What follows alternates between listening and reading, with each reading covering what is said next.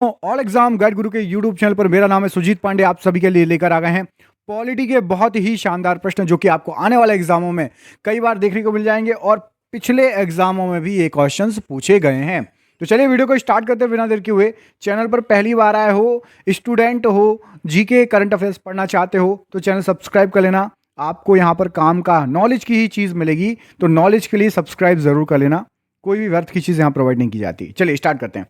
लोकतांत्रिक संस्थाओं के विकास के लिए कौन सा कारक आवश्यक है? तो लोकतांत्रिक संस्थाओं के विकास के लिए यहां जो ऑप्शंस दिए गए हैं उसमें से आपका व्यक्तिगत अधिकारों के प्रति सम्मान, ऑप्शन नंबर यहां पर बी सही आंसर है। क्वेश्चन नंबर 2 देखिए, इसमें पूछा गया आपसे कौन से संविधान से राजनीति विषयक निर्देशक तत्व अपनाए गए हैं? तो ये अपनाए गए हैं आपके आयरिश संविधान से। ऑप्शन नंबर सी यहां पर इस प्रश्न के लिए राइट आंसर है।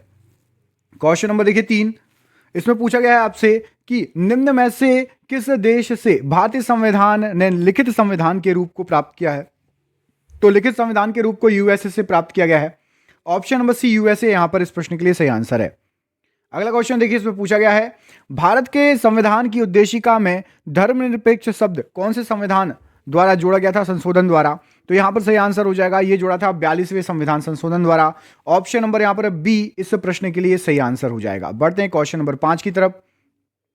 प्रस्तावना की कौन सी विशेषता में यह कहा गया है कि किसी भी सह नागरिक के साथ गौण व्यवहार नहीं करना चाहिए? तो यह चीज कही गई है आपके ऑप्शन नंबर भाईचारा में। ऑप्शन नंबर डी यहां पर भाईचारा राइट आंसर हो जाएगा। बढ़ते क्वेश्चन नंबर 106 की तरफ। इसमें आपसे पूछा गया निम्नलिखित में से किसने संवैधानिक उपचार के अधिकार को भारतीय संविधान के हृदय और आत्मा की संज्ञा दी है? तो भारतीय संविधान का हृदय और आत्मा ये कहा गया है डॉक्टर BR अम्बेडकर द्वारा। ऑप्शन नंबर बी यहां पर राइट आंसर हो जाएगा। क्वेश्चन नंबर 7, भारतीय संविधान की उद्देशिका में बंधुता शब्द का तात्पर्य किससे है? तो बंधुता शब्द का तात्पर्य है आपका भाईचारे से। ऑप्शन नंबर यहां पर डी भाईचारा राइट आंसर हो जाएगा इस प्रश्न के लिए।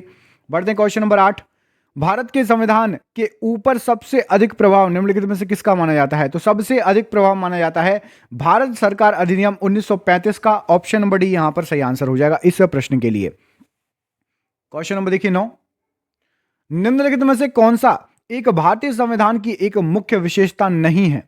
तो यहां पर आपका जो दिया गया पहले देख लेते हैं विशेषता कौन कौन सा है। अर्धसंघीय है, बिल्कुल है। शक्ति का पृथक्करण है, मौलिक अधिकार है। ऑप्शन नंबर डी यह विशेषता नहीं है, अल्पतंत्र नहीं है हमारे भारत के संविधान में। ऑप्शन नंबर डी यहां पर मुख्य विशेषता नहीं है। अगला क्वेश्चन देखिए, इनमें से कौन भारत को एक सेकुलर राज्य के रूप में वर्णित करता है? तो भारत को सेकुलर राज्य भारत की प्रस्तावना ये बताती है। ऑप्शन नंबर बी भारत की प्रस्तावना यहां पर राइट आंसर है।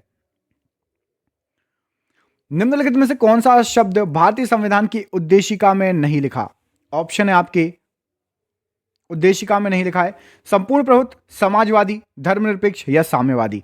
तो संपूर्ण प्रभुत्व का भी जिक्र है, समाजवादी का भी, धर्मनिरपेक्ष का भी, साम्यवादी का जिक्र नहीं है। ऑप्शन नंबर डी यहां पर गलत आंसर हो जाएगा। बढ़ते हैं अगले क्वेश्चन की तरफ। भारतीय संविधान में एकल नागरिकता की अवधारणा किस देश से प्रेरित है? तो एकल नागरिकता की अवधारणा इंग्लैंड से प्रेरित है, इंग्लैंड। ऑप्शन नंबर डी यहां पर इस प्रश्न के लिए राइट आंसर हो जाएगा। देखिए अगला क्वेश्चन, भारत में एकल नागरिकता की अवधारणा निम्नलिखित में से किस देश से प्रेरित है? बता चुके हैं इंग्लैंड से। क्वेश्चन रिपीट हो चुका है। नागरिकता निम्नलिखित में से किस विधियों द्वारा प्राप्त की जा सकती है? आप भारत के नागरिक कब कहलाएंगे? जन्म यहां पर लिया है, आनुवांशिकता द्वारा, पंजीयन द्वारा या फिर अनुरोध करके। तो आपको बता दें यहां पर आप जन्म लें तो भी आप बन सकते हैं, इसके बाद अनुवांशिकता माता पिता का जन्म हो तो भी आप बन सकते हैं, और तीसरा है आपका पंजीयन द्वारा, अनुरोध नहीं है। तो ऑप्शन नंबर बी सही आंसर हो जाएगा। 1, 2, 3 यहां पर राइट आंसर हो जाएंगे इस प्रश्न के लिए। भारतीय संविधान की प्रस्तावना में उल्लिखित न्याय को किस रूप में स्वीकारा गया है? तो न्याय को स्वीकारा गया है आपके राजनीतिक न्याय भी है, आर्थिक न्याय भी है, सामाजिक न्याय भी है। मतलब ऑप्शन नंबर डी सभी विकल्प सही हो जाएंगे इस प्रश्न के लिए। बढ़ते हैं अगले क्वेश्चन की तरफ। नागरिकता प्राप्त करने के लिए शर्तें निर्धारित करने वाला सक्षम निकाय कौन सा है? तो ये शर्तें निर्धारित करने के अधिकार जो है वो संसद को है। ऑप्शन नंबर सी संसद यहां पर इस प्रश्न के लिए सही आंसर हो जाएगा। ये लीजिए अगला क्वेश्चन, इसमें क्या पूछा गया है? कोई व्यक्ति भारतीय नागरिक नहीं होगा यदि वह, बताइए इनमें से क्या ऑप्शन सही हो जाएगा? तो कोई व्यक्ति भारतीय नागरिक नहीं रहेगा यदि वह स्वेच्छा से दूसरे देश की नागरिकता ग्रहण कर लेता है तो, या कर चुका है तो। ऑप्शन नंबर यहां पर सी इस प्रश्न के लिए सही आंसर हो जाएगा। दूसरे देश की नागरिकता ग्रहण करोगे, यहां की खत्म। भारतीय संविधान के निम्नलिखित में से किस अनुच्छेद द्वारा अस्पृश्यता समाप्त की गई है? तो अस्पृश्यता समाप्त की गई है अनुच्छेद 17 द्वारा। ऑप्शन नंबर सी यहां पर सही आंसर हो जाएगा, अनुच्छेद 17। दोहरी नागरिकता निम्नलिखित में से किसकी विशेषता है? तो दोहरी नागरिकता विशेषता है आपकी, यहां पर सही आंसर हो जाएगा संघीय सरकार की। ऑप्शन नंबर बी संघीय सरकार राइट आंसर हो जाएगा। अगला क्वेश्चन देखिए, मौलिक अधिकारों को लागू करने के लिए निम्नोक्त में से किसी न्यायालय द्वारा जारी किया जा सकता है क्या? तो जारी किया जा सकता है समादेश, जिसको रिट बोलते हैं। ऑप्शन नंबर सी समादेश या रिट यहां पर इस प्रश्न के लिए राइट आंसर हो जाएगा।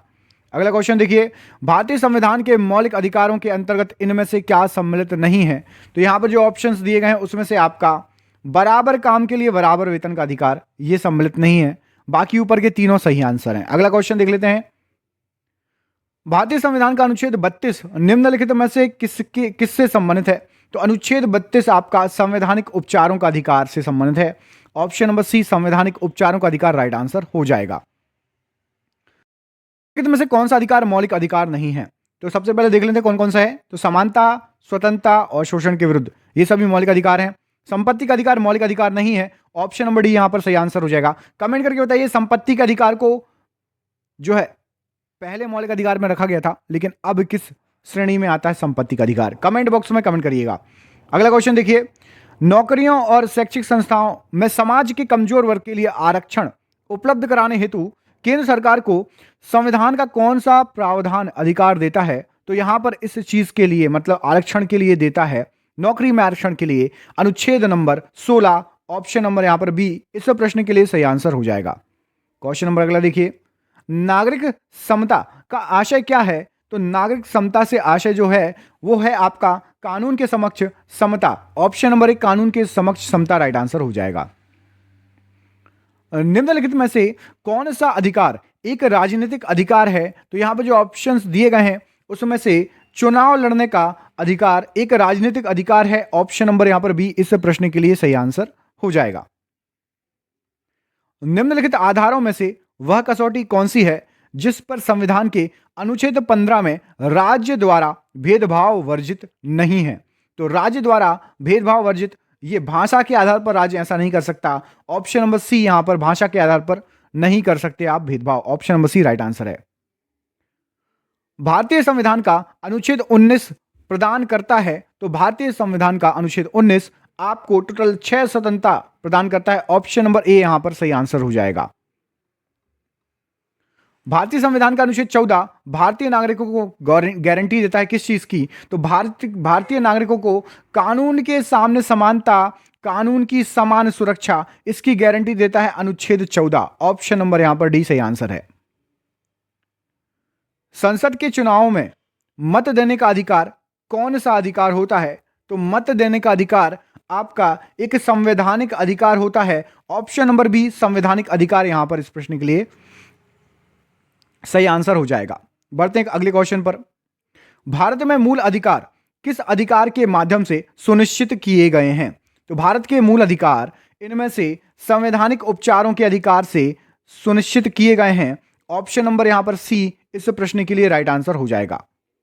अगला क्वेश्चन देख लीजिए, इसमें पूछा गया है आपसे निम्नलिखित में से कौन सा मूल अधिकार नहीं है? तो यहां पर जो ऑप्शंस दिए गए हैं इसमें से आपका संपत्ति का अधिकार मूल अधिकार नहीं है। ऑप्शन नंबर बी यहां पर सही आंसर हो जाएगा इस प्रश्न के लिए।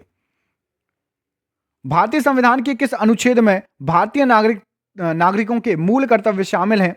तो वो आपका ऑप्शन नंबर अनुच्छेद नंबर 51 का, इसमें भारतीय संविधान के जो है नागरिकों के मूल कर्तव्य शामिल है। 51 का यहां पर सही आंसर है। अगला क्वेश्चन देखिए, संविधान के अनुच्छेद 17 और 18 में व्यवस्था है, तो 17 और 18 में ऑप्शन नंबर सामाजिक समता की व्यवस्था है। ऑप्शन नंबर ए इस प्रश्न के लिए बिल्कुल सही आंसर हो जाएगा। अगला क्वेश्चन देखिए, भारतीय संविधान का कौन सा अनुच्छेद अस्पृश्यता का उन्मूलन करता है और किसी भी रूप में इसके व्यवहार का निषेध करता है? तो यहां पर इस प्रश्न के लिए सही आंसर है ऑप्शन नंबर बी अनुच्छेद नंबर 17। अगला क्वेश्चन देखिए, ये आपकी स्क्रीन पर भारतीय संविधान के अनुच्छेद 17 में उपबंध किया गया है तो अनुच्छेद 17 में उपबंध किया गया है अस्पृश्यता उन्मूलन को। Option number D right answer हो जाएगा।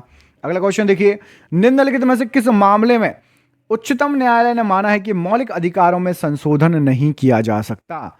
तो गोलकनाथ का मामला, इसमें माना है कि मौलिक अधिकारों में संशोधन नहीं किया जा सकता है। अगला क्वेश्चन देखिए, भारतीय संविधान के कौन से भाग में मौलिक अधिकारों पर चर्चा की गई है?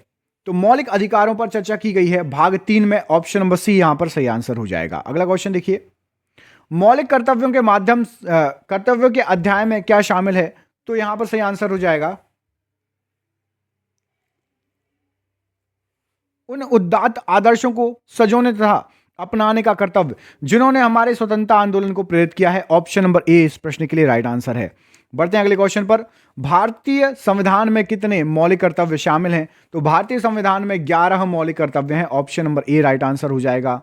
बढ़ते हैं अगले क्वेश्चन की तरफ। इसमें पूछा गया है, भारतीय संविधान में न्यायिक पुनरीक्षण आधारित है, तो न्यायिक पुनरीक्षण आपका विधि द्वारा स्थापित प्रक्रिया पर। ऑप्शन नंबर सी इस प्रश्न के लिए बिल्कुल सही आंसर है। क्वेश्चन नंबर 43, निम्नलिखित में से कौन सा मौलिक अधिकार केवल भारतीय नागरिकों को उपलब्ध है? तो भारतीय नागरिकों को धर्म, जाति, वर्ण, लिंग और जन्म स्थान के आधार पर भेदभाव से सुरक्षा।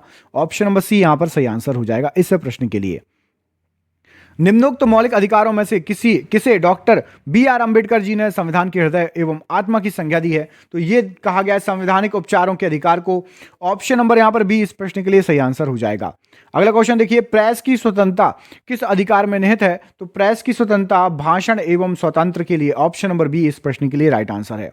क्वेश्चन नंबर देखिए 146, भारतीय संविधान में मौलिक कर्तव्य कब समाविष्ट किए गए थे? तो मौलिक कर्तव्यों को यहां पर सही आंसर हो जाएगा आपका 1976 में समाविष्ट किया गया था। ऑप्शन नंबर डी इस प्रश्न के लिए राइट आंसर हो जाएगा। क्वेश्चन नंबर देखिए अगला, इसमें पूछा गया निम्नलिखित में से कौन सा भारत के संविधान द्वारा प्रत्याभूत मौलिक अधिकार है? तो भारत के संविधान द्वारा समानता का अधिकार ये प्रत्याभूत मौलिक अधिकार है। ऑप्शन नंबर डी यहां पर राइट आंसर हो जाएगा। बढ़ते हैं अगले क्वेश्चन की तरफ। भारत के संविधान में मौलिक अधिकार कैसे थे? तो मौलिक अधिकार जो है ये मूल संविधान का हिस्सा थे। ऑप्शन नंबर ए इस प्रश्न के लिए सही आंसर हो जाएगा। अगला क्वेश्चन देखिए, निःशुल्क शिक्षा का अधिकार कुछ सीमाओं के अंतर्गत क्या है? तो निःशुल्क शिक्षा का अधिकार एक मौलिक अधिकार के रूप में गारंटेड है। ऑप्शन नंबर ए इस प्रश्न के लिए सही आंसर हो जाएगा। यह आज का आखिरी क्वेश्चन, भारत में संपत्ति के अधिकार को अब क्या माना जाता है? इस प्रश्न का आंसर आप मुझे कमेंट बॉक्स में कमेंट करके बताएंगे, क्योंकि ये क्वेश्चन मैंने आपको थोड़ी देर पहले भी पूछा था। आपको मैं 2 ऑप्शन दे रहा हूं, आपको कमेंट करके बताना उनमें से कौन सा है संपत्ति का अधिकार। ऑप्शन नंबर ए और ऑप्शन नंबर बी, इन दोनों में से कौन सा है? कमेंट बॉक्स में कमेंट जरूर करिएगा दोस्तों, मैं आपके कमेंट का वेट करूंगा। और जो भी चैनल पर नए हैं चैनल को सब्सक्राइब कर लो। आपको यहाँ पर जीके, साइंस, करंट अफेयर्स सभी के जो है MCQ टेस्ट मतलब प्रैक्टिस कराई जाती है, तो जरूर सब्सक्राइब कर लेना। मिलते हैं अगले वीडियो में, तब तक के लिए अपना ख्याल रखिए। आप सभी का बहुत बहुत धन्यवाद दोस्तों, आपका दिन शुभ हो। बहुत बहुत धन्यवाद।